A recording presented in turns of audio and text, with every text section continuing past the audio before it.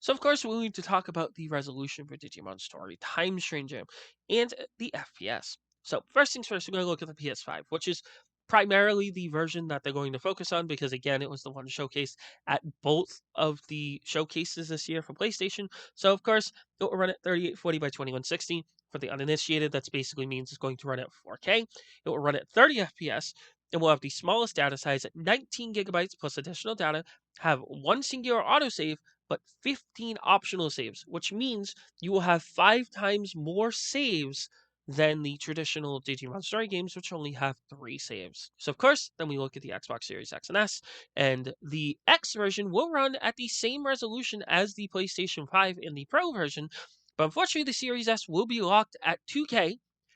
It will also be at 30 FPS, but will be unfortunately larger as well at 6 extra gigabytes and will of course have the saves as previous. Now the Steam version is by far the most interesting one as the standard resolution is 1920 by 1080, which means you can run the game at 1080p.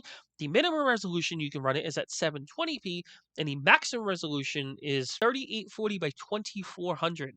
It will be at 4K. There still won't be any HDR for any of the versions, but the recommended frame rate for the game is 60 FPS. So in general, like I said, I am purchasing it on the base PlayStation 5.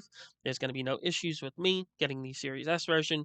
Anybody who's getting the Series S version, I apologize, but that's just what Xbox does with feature parity at this point. They've gone down the whole road where it's like, if a game has to be on the Series X, it also has to be on the Series S. So, unfortunately, all the consoles get lumped in with that. But again, what do you think? What are you going to be getting the game on? And if you did enjoy, you can make sure to like, comment, subscribe. Thanks so much for watching, and I'll see you later.